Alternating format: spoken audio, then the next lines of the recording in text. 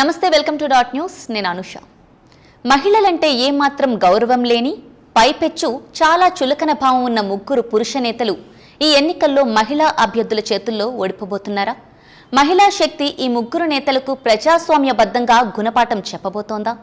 ఇప్పుడు ఆంధ్రప్రదేశ్ రాజకీయ వర్గాల్లో దీనిపైన చర్చ నడుస్తోంది.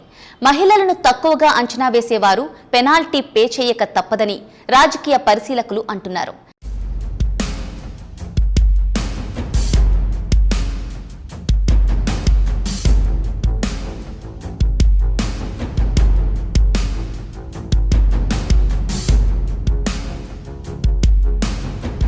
ఎన్నికల నగారా మోగేసింది. మే 13న ఆంధ్రప్రదేశ్లో ఎన్నికలు జరగనున్నాయి. జూన్ 4న ఫలితాలు వెలువడతాయి. ఈ ఎన్నికల్లో 3 నియోజకవర్గాల్లో పోటీపై సర్వత్రా ఆసక్తి కనపడుతోంది. ఎందుకంటే టీడీపీ, జనసేనలకు చెందిన ముగ్గురు కీలక నేతలు ఈ 3 నియోజకవర్గాల్లో బరిలో దిగుతున్నారు. టీడీపీ అధినేత చంద్రబాబు నాయుడు భావయ్య నందమూరి బాలయ్య, ఆయన అల్లుడు చంద్రబాబు తనయుడు నారా లోకేష్, జనసేన అధ్యక్షుడు కొనిదెల పవన్ కళ్యాణ్లు పోటీ చేయబోతున్న నియోజకవర్గాల గురించి రాజకీయ వర్గాల్లో చర్చ నడుస్తోంది. ఈ 3 నియోజకవర్గాల్లోనూ ఈ ముగ్గురు నేతలను కంగారు పెడుతోన్న వైఎస్ఆర్ కాంగ్రెస్ అభ్యర్థులు ముగ్గురు కూడా మహిళలే కావడం విశేషం. నందమూరి బాలకృష్ణ మరోసారి హిందూపురం నియోజకవర్గం నుంచి పోటీ చేస్తున్నారు. బాలకృష్ణపై వైఎస్ఆర్ కాంగ్రెస్ పార్టీ ఒక మహిళను బరిలోకి దింపింది. తిప్పేగౌడ నారాయణ్ దీపికకు వైఎస్ఆర్ కాంగ్రెస్ పార్టీ టికెట్ కేటాయించింది. బీసీ సామాజిక వర్గానికి చెందిన మహిళ కావడంతో బాలకృష్ణను ఓడించే అవకాశాలు ఉన్నాయని వైఎస్ఆర్ కాంగ్రెస్ పార్టీ నాయకత్వం భావిస్తోంది. టీడీపీ జాతీయ ప్రధాన కార్యదర్శి నారా లోకేష్ మరోసారి మంగళగిరి నియోజకవర్గం నుంచి పోటీ చేస్తున్నారు. లోకేష్ పై వైఎస్ఆర్ కాంగ్రెస్ పార్టీ చేనేత సామాజిక వర్గానికి చెందిన మహిళా అభ్యర్థిని బరిలోకి దింపింది. బీసీ ఓటర్లు అత్యధిక సంఖ్యలో ఉన్న మంగళగిరి నియోజకవర్గంలో అదే వర్గానికి చెందిన మురుగుడు లావణ్యకు పార్టీ నాయకత్వం టికెట్ కేటాయించింది.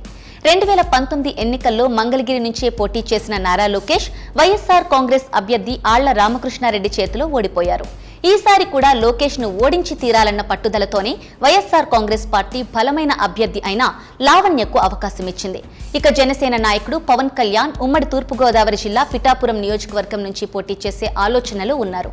అయితే ఆయన కొంత డైలమాలో కూడా ఉన్నారు. పిఠాపురం నుంచి తనను గెలిపించండని అడుగుతూనే బీజేపీ నేత అమిత్ షా ఆదేశిస్తే లోక్సభ నియోజకవర్గం నుంచి పోటీ చేస్తానని అయోమయాన్ని వ్యక్తం చేశారు. ఆయన పిఠాపురం నుంచి పోటీ చేస్తే వైఎస్ఆర్ కాంగ్రెస్ అభ్యర్థి వంగా గీతను ఎదుర్కోవాలి. ఉన్నత చదువులు చదివిన విద్యావేత్త వంగా గీత. ఆమె రాజకీయంగానూ సుదీర్ఘ అనుభవం ఉన్నవారు. 6 ఏళ్ల పాటు రాజ్యసభ సభ్యురాలిగా, 5 ఏళ్ల పాటు ఎంపీగా వ్యవహరించిన వంగా గీత 2009లో పిఠాపురం నియోజకవర్గం నుంచే గెలిచి ఎమ్మెల్యే అయ్యారు కూడా. సేవా కార్యక్రమాలతో నిత్యం ప్రజలతో మమేకమవుతూ ఉండే వంగా గీత పట్ల నియోజకవర్గంలో చాలా మంచి పేరు ఉంది. వంగా గీతపై విజయం సాధించడం మాట దేవుడెరుగు, కనీసం నిలువరించడం కూడా పవన్ కు కష్టమే అంటున్నారు రాజకీయ పరిశీలకులు.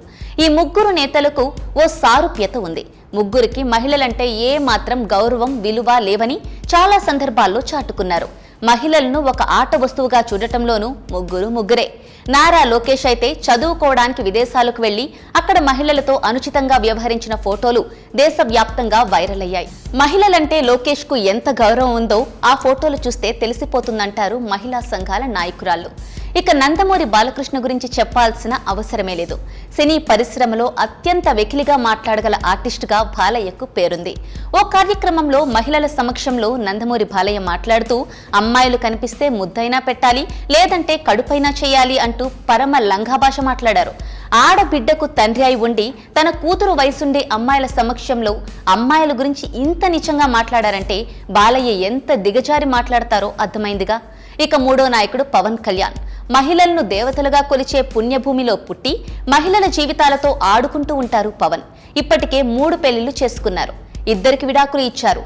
ఇన్ని పెళ్లిళ్లు చేసుకోవడం కరెక్టా అని రాజకీయ ప్రత్యర్థులు ప్రశ్నిస్తే, నాకు కాపురం చేయడానికి కుదరలేదబ్బా, నేనేం చేయను అంటూ చిల్లర కారణం చెప్పి తన ఇజాన్ని చాటుకున్నారు పవన్ కళ్యాణ్.